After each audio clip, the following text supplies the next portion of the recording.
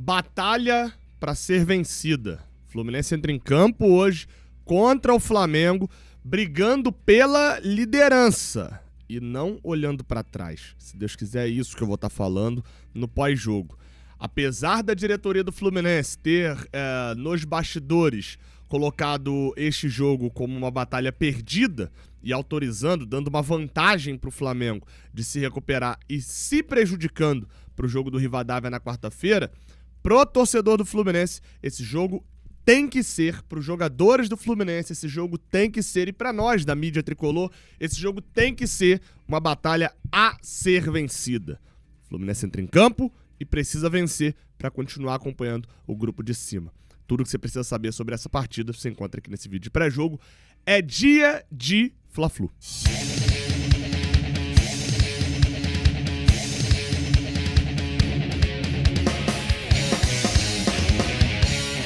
Seja bem-vindo, você guerreiro de todo o Brasil, de todo mundo, aqui é o canal Raiz Tricolor. Eu sou o Gabriel Amaral, eu sou jornalista e sou tricolor. Deixe um like aqui embaixo se você gostar desse vídeo, se inscreva aqui no canal se você curtir aqui as publicações aqui do Raiz Tricolor, já é?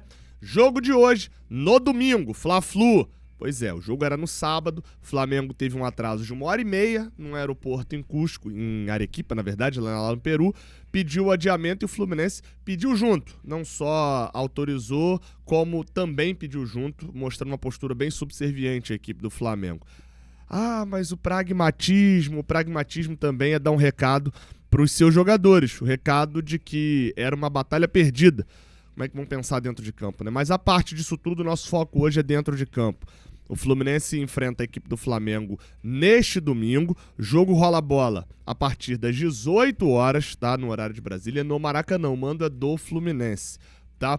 Lembrando, a transmissão da partida ela vai ser feita pelo Premier, mas você sabe que aqui no Raiz Tricolor você acompanha a partida ao vivo. A partir das 4 horas da tarde a gente já tá no pré-jogo diretamente do Maracanã.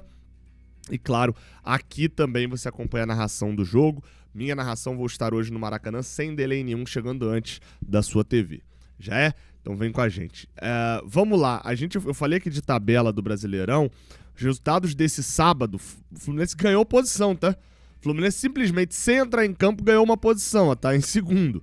Ultrapassou a equipe do São Paulo, pensando em quando começou a rodada. Isso porque o Fluminense estava empatado com o São Paulo em pontos e tinha 2 gols a menos de saldo. Como o São Paulo perdeu por 2-0 pro Vitória e o Fluminense tem mais gols para ultrapassou a equipe paulista, foi a 20 pontos. Mas assim, como eu venho falando já há um bom tempo, independente da questão dos pontos, tá? A gente não tem que nesse momento olhar só para a questão de posição. Ah, se o Fluminense tá assim, tá assado, tem que estar com uma diferença baixa pro líder, isso tem que olhar, e tem que estar pontuando bem. O empate contra o Coritiba, ele foi bom do ponto de vista da atuação, no sentido de que o Fluminense jogou bem. O Fluminense foi bem naquela partida, duelou contra o Coritiba, foi um melhor até em boa parte do tempo, mesmo jogando com uma equipe reserva fora de casa. Mas da ponto de vista dos pontos, a gente perdeu 2, a gente empatou lá no Couto Pereira e poderia estar com uma diferença de só de 3 agora para o Palmeiras. Não é esse o cenário atual. E, além de tudo, viu o Bahia empatar. O Bahia chegou a 20 pontos, tem o mesmo número de jogos que a gente e tem um jogo atrasado. A gente não jogou na rodada ainda, então por isso a vitória é tão importante para manter o Bahia para atrás. São Paulo perdeu, né? Não só ganhar do Flamengo representaria abrir uma distância de 6 pontos, ou de 5, ou de 3, dependendo se eles ganharam o jogo atrasado deles também, como uma derrota representaria eles empatarem em pontos e teriam um jogo atrasado. Ou seja, hoje pra mim é o tipo de jogo que, se o Fluminense perdeu pro Palmeiras fora de casa, se o Fluminense perdeu tomando uma virada boba pro Vasco, se o Fluminense deu um mole de não vencer um jogo onde foi muito melhor contra o Coritiba, vamos lá, né? A cota de pontos perdidos de maneira boba, e não vou colocar aqui o do Palmeiras de maneira boba, tá? Mas é um confronto direto. A cota de pontos perdidos que vão fazer muita falta lá no final já foi preenchida, né? Tá na hora de ganhar um jogo grande, vencer esse jogo contra o Flamengo. Fla-Flu é muito importante, pode deixar, se o Fluminense vencer o jogo, estará fatalmente na segunda posição após o final da rodada. Olho também, porque 6h30 vai rolar a bola para Corinthians e Palmeiras e a gente tem que ser coringão até morrer nesse jogo também. Você vai acompanhar tudo aqui no Raiz Tricolor. Vamos falar de bola e campo, porque tem desfalque nos dois times e pode ter mudanças. O time do Fluminense vai ter mudanças no jogo de hoje. Vamos lá, roda aí a transferência para o Bola e Campo. Escalações aí na tela, ou prováveis escalações aí na tela. A gente começa falando da equipe do Fluminense e do Flamengo, mas vamos começar pela equipe do Fluminense primeiro. Luiz Ubeldia escala o provável time, treinou o time com uma mudança nesse sábado, tá? Fábio no gol, Samuel Xavier na lateral direita, James e Freitas na zaga com René na lateral esquerda, Martinelli, Hércules e Lúcio Acosta. Até aí o time padrão do Fluminense que vinha tendo Canóbio, Savarino e John Kennedy. Mas para este jogo, o Luiz Ubeldia treinou o time com Canóbio, Serna e John Kennedy, com Savarino sendo barrado. Não acho que é uma barração efetiva do Savarino, ele tá fora do time para sempre, mas talvez uma estratégia específica para o jogo contra o Flamengo. O time do Flamengo tem laterais que atacam bastante, deve ter até uma mudança em relação a essa escalação que está aí na tela. Vou botar já a escalação do Flamengo com as dúvidas também que existem. E a gente pode ver um Luiz Ubeldia talvez atacando o espaço, botando o Serna e Canóbio para ter fisicamente um desempenho melhor. Afinal de contas, uma coisa é você jogar contra a equipe do Laguaira, ou deveria ser, né? Contra a equipe do Laguaira, contra a equipe do Coritiba, contra até mesmo o Corinthians. Outra é jogar contra o Flamengo, no sentido até de desempenho físico. O Savarino não tem o mesmo desempenho de marcação que tem o Serna. Sobre o colombiano, a situação é a seguinte. O Serna hoje, ele fez uma grandíssima partida depois de voltar a ser titular contra a equipe do Corinthians. Tava bem até contra o Coritiba, até o seu gol ser anulado. Dali pra frente foi praticamente nulo em campo. Contra o Laguaira ele já entrou com tudo dando errado. O Serna é um jogador improvável, né? Quando você acha que provavelmente ele vai fazer um jogo bom, ele faz ruim e vice-versa. Vamos ficar de olho. É um cara que em Fla-Flus já tem um gol, né? Num Fla-Flu, já tem gols, na verdade, em Fla-Flu, e que já foi decisivo em 2 clássicos, mais de 2 clássicos, é um cara bem importante para a equipe do Fluminense. A ver também a defesa, tá? O Freitas está passando ali de boa. Os últimos 4 jogos do Freitas foram bons, tá? Laguaira, Atlético Mineiro, Corinthians e contra o Coritiba.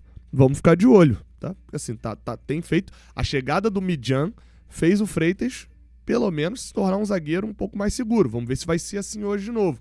Até agora, a gente pede a estreia do Midjan, mas pede muito mais para vê-lo em campo do que necessariamente hoje pela saída do Freitas. Mas, como eu tenho falado, é ficar em silêncio, sem fazer muito alarde e torcer para ele continuar desenvolvendo um bom futebol. A ver o James, que também é outro. A galera começou a apelidar de Tremes, né? Porque vinha mal, vem numa sequência ruim, erros em tempo de bola, principalmente, tem sido o principal problema dele. Mas é um zagueiro que no último Fla-Flu, na final do Campeonato Carioca, mandou muito bem, tá? Foi, pra mim, o melhor do Fluminense naquele jogo. Então, vamos ver se recupera esse futebol.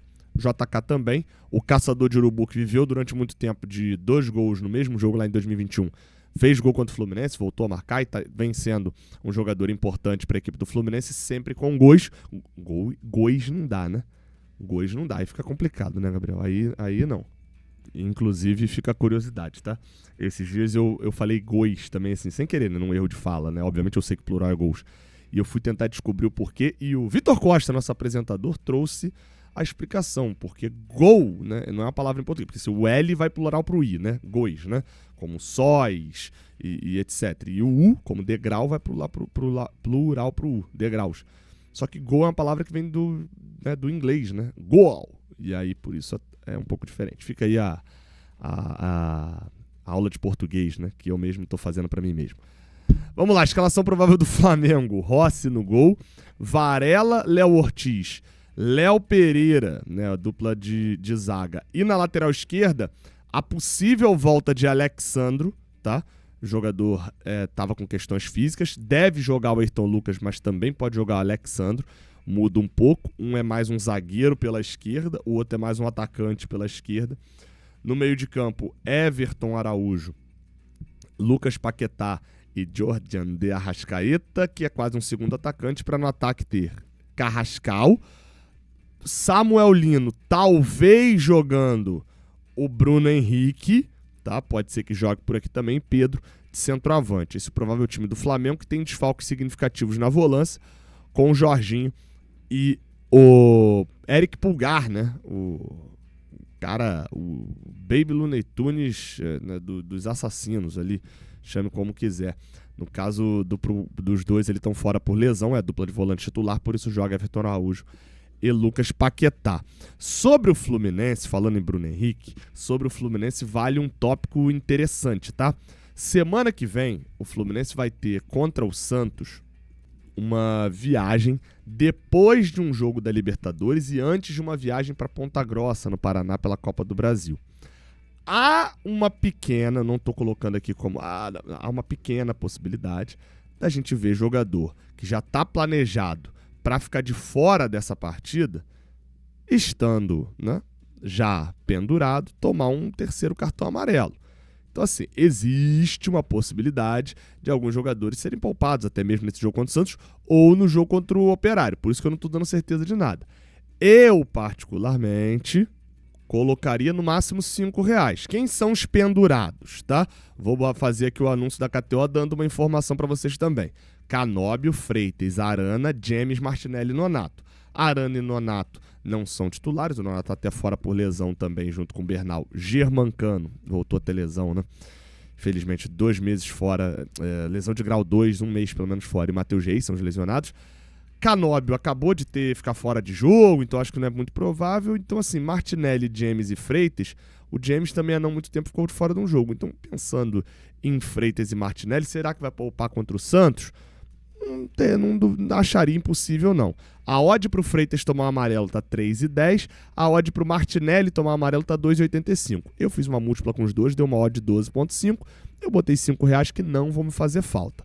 Pensando no jogo, lá na KTO, você tem o Fluminense pagando 3,85, o Flamengo pagando 2,30.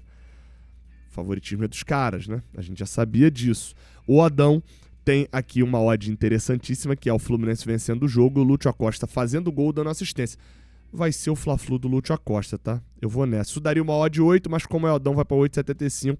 Eu vou botar R$10 que não vão me fazer falta de maneira nenhuma, tá? Link aqui na descrição para você se cadastrar na KTO. Lembrando que é só para maior de 18 anos, você precisa jogar com responsabilidade. A arbitragem da partida vai ser de Rafael Claus, um árbitro que não dá falta no primeiro tempo para poder dar 50 cartões amarelos no segundo. Rafael Claus apitando clássicos do Fluminense, só para você ter noção, tá? Rafael Claus apitando jogos no geral do Fluminense, são 49 jogos que ele apitou e a gente só venceu 13, perdeu 26. Um desempenho de 33%, tá? Só que fica pior. O Rafael Claus apitando clássicos, jogos contra Botafogo, Flamengo ou Vasco, ele apitou 12 vezes. O Fluminense ganhou 2, empatou 1 e perdeu 9. De 12 vezes que ele apitou clássico, o Fluminense perdeu 9. É 19% de aproveitamento com ele no apito. É desesperador, mas é ele que vai apitar. Eu já fiz um breve comentário sobre ele, né? Se inscreve aqui no canal, deixa o like, tamo junto. Até a próxima. E vem acompanhar o Fla-Flu com a gente. Valeu.